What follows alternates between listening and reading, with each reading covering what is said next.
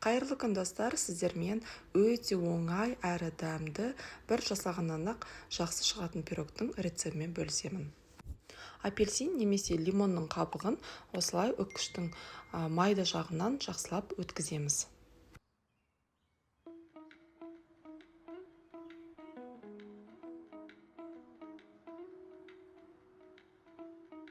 Үш жұмыртқаға қасыққа қатты толтырмай 12 қасық қант салып жақсылап миксерлейміз, шамамен 5-7 минуттай.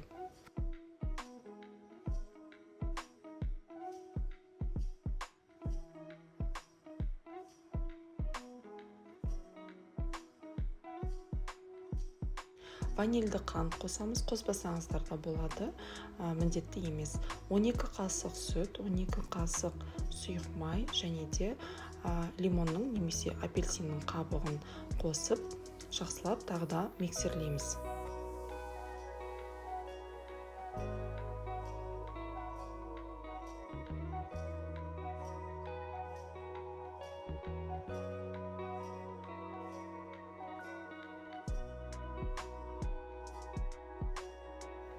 Еліктен өткізілген 12 қасық ұн қосамыз, қасыққа ұнды кішкене толтырып аламыз. Ұнның үстіне қопсытқышты қосып, жақсылап тағы да миксерлейміз.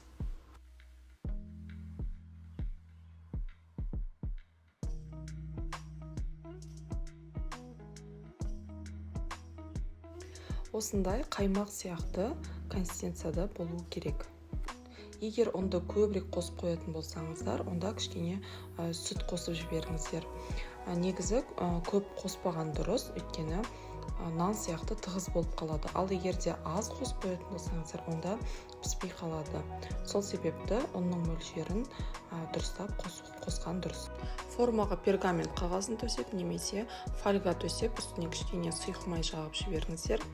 Видеода көрсетілгендей формаға құйып, қызып тұрған пеште 180-200 градуста алдымен астыңғы бөлігін пісіреміз, шамамен 10 минуттай, сосын үстіңгі бөлігіне ауыстырып, шамамен 10-15 минуттай әдемі болып қызарғанша пісіреміз.